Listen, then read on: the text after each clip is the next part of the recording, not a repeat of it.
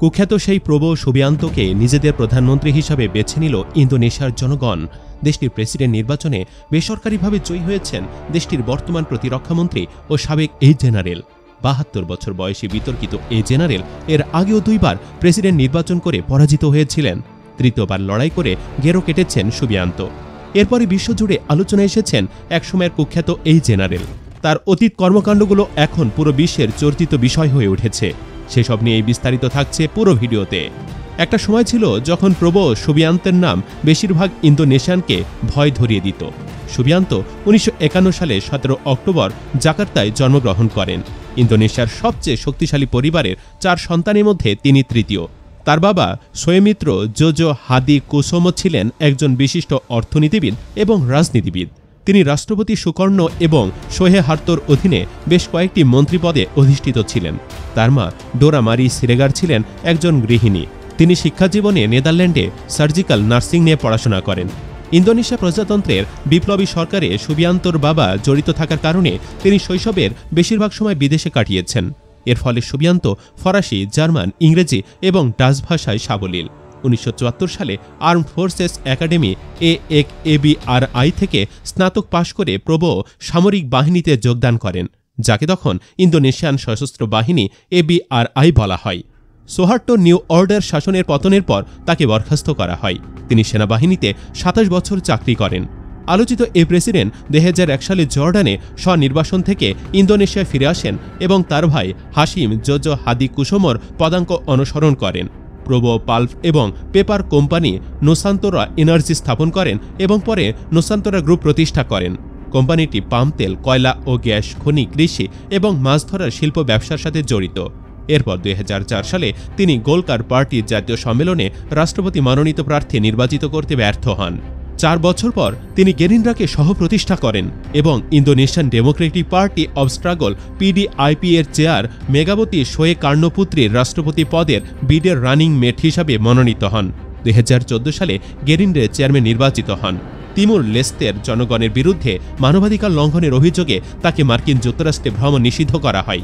এই নিষেধাজ্ঞা ২০২২ সাল পর্যন্ত স্থায়ী ছিল। এর আগে ২০১৯ সালে রাষ্ট্রপতি প্রচারের সময় প্রাবো রাষ্ট্রপতি জোকো উইডোডোর পুনর্নির্বাচনের বিডের বিরুদ্ধে কিছু কট্টরপন্থী মুসলিম গোষ্ঠীর সমর্থন করেছিলেন, যাকে বহুত্ববাদী নেতা হিসেবে দেখা হয়েছিল। এই কৌশলটি একটি অত্যন্ত মেরুকরণের নির্বাচনের ফলস্বরূপ, যা ইন্দোনেশিয়ান জনসাধারণকে বিভক্ত করেছিল এবং জাকার্তার নির্বাচন পরবর্তী দাঙ্গার দিকে পরিচালিত করেছিল, যেখানে পুলিশের সাথে সংঘর্ষে কমপক্ষে ৮ জন নিহত এবং শত শত আহত হয়েছিল। সেনাবাহিনীতে যোগ দেওয়ার পরে দ্রুত পদে উন্নীত হয়ে ইন্দোনেশিয়ার অভিজাত বিশেষ বাহিনী কোপাসাসের অধিনায়ক হন সুবিয়ান্ত। পদোন্নতির সাথে সুবিয়ান্তর জীবনে আসে এক কালো অধ্যায়। তৎকালীন অশান্ত পূর্ব তিমুরে মানবাধিকার লঙ্ঘনের অভিযোগে অভিযুক্ত হন এই প্রাক্তন বিশেষ বাহিনীর কমান্ডার, যেখানে তিনি ইউনিটের সদস্য হিসাবে কাজ করেছিলেন। তিমুরের সামরিক অভিযানে তার সঠিক ভূমিকা নিয়ে প্রশ্ন ওঠে। শত শত মানুষকে হত্যার জন্য অভিযুক্ত হন তিনি, যদিও হত্যাকাণ্ড কখনো প্রমাণিত হয়নি এবং তিনি অভিযোগ অস্বীকার করে এসেছেন। তবে ২০১৪ সালে আল জাজিরাকে দেওয়া এক সাক্ষাৎকারে অপহরণের নির্দেশ দেওয়া তিনি স্বীকার করেন, তবে শুধুমাত্র ঊর্ধ্বতন কর্মকর্তাদের নির্দেশে তা করেছিলেন তিনি। ওই ঘটনার পর প্রবোকে সামরিক বাহিনী থেকে অব্যাহতি দেওয়া হয়েছিল। এরপর তিনি জর্ডানে স্ব-আরোপিত নির্বাসনে চলে গিয়েছিলেন। অস্ট্রেলিয়া ও যুক্তরাষ্ট্র ভ্রমণে ব্ল্যাক লিস্টেড ছিলেন তিনি। কোপাসাস কমান্ডার হিসেবে সোহার্তো শাসনের বিরুদ্ধে ক্রমবর্ধমান প্রতিরোধের মধ্যে ১৯৯৭-১৯৯৮ সাল পর্যন্ত গণতন্ত্রপন্থী কর্মীদের জোরপূর্বক গুম করার অভিযোগে প্রবো জড়িত ছিলেন। তার অধীনস্থরা দোষী সাব্যস্ত হয়ে কারাগারে দণ্ডিত হয়েছিল। প্রবোকে জাকার্তা এবং অন্যান্য কয়েকটি বড় শহরে মে ১৯৯৮ সালে দাঙ্গার প্রকৌশলী করার জন্য অভিযুক্ত করা হয়েছে। অভিযোগ করা হয়েছে যে সোহার্তো সরকারকে সামরিক আইন জারি করার জন্য অনুরোধ করার প্রয়াসে এই অভিযোগে প্রবোর বিরুদ্ধে কোনো আইনি ব্যবস্থা নেওয়া হয়নি। এরপর ২০১৪ ও ২০১৯ সালে প্রেসিডেন্ট নির্বাচনে প্রতিদ্বন্দ্বিতা করেন, যদিও তিনি হেরে যান। কিন্তু তার আসল প্রত্যাবর্তন ধরা যায় ২০১৯ সালে। সেই বছর উইডোডো নির্বাচনে বিজয় হবার পর সুবিয়ান্তোকে তার প্রতিরক্ষা মন্ত্রী হিসাবে নিযুক্ত করেন। অনেক রাজনৈতিক বিশ্লেষকদের মতে উইডোডো তার চির প্রতিদ্বন্দ্বীকে মিত্রে পরিণত করেছেন, যদিও প্রবো তার পরাজয়ের পেছনে ক্ষমতাসীনদের প্রতারণা রয়েছে বলে দায়ী করেছিলেন। সেই সময় সহিংস বিক্ষোভে ৮ জন নিহত হয়। সেই কুখ্যাত প্রবো সুবিয়ান্তোই ইন্দোনেশিয়ার দেশটির পরবর্তী প্রেসিডেন্ট হতে চলেছেন। কারণ দেশটিতে অনুষ্ঠিত এ নির্বাচনের প্রাথমিক ফলাফলে দেখা গেছে প্রথম রাউন্ডে তিনি অর্ধেকেরও বেশি ভোট পেয়েছেন। দেশটি নির্বাচনে কোনো প্রার্থী প্রথম ধাপে যদি 50% বেশি ভোট পান তাহলে তাকে আর রান অফ বা দ্বিতীয় ধাপে লড়তে হয় না। সুবিয়ান্ত যে পরিমাণ ভোট পেয়েছেন তাতে তিনি প্রথম ধাপের ভোটযুদ্ধেই প্রেসিডেন্ট হিসাবে চূড়ান্তভাবে নির্বাচিত হয়ে গেছেন।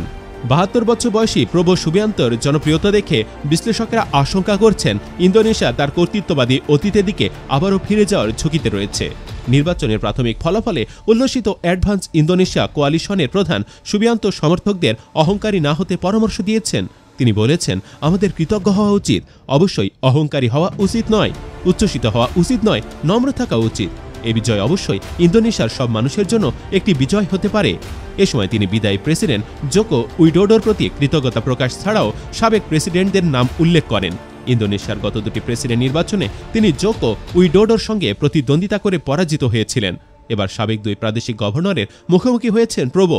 তারা দুজন প্রবোর চেয়ে যথাক্রমে 17 ও 25% ভোটে পিছিয়ে রয়েছেন। অতীতে মানবাধিকার লঙ্ঘনের মতো বিষয়গুলো প্রবোর নির্বাচনী প্রচারে কিছুটা প্রভাব ফেলেছিল, তবে দেশটির অর্ধেকেরও বেশি তরুণ ভোটার এসব অভিযোগ এতটা আমলে নেয়নি।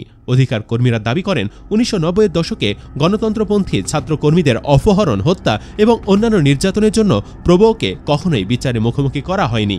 এবারে নির্বাচনে 17,000 দ্বীপ ও 3টি টাইম জোনে বিস্তৃত ইন্দোনেশিয়ার 20,50,00,000-এর বেশি মানুষ ভোট দেওয়ার যোগ্য ছিল।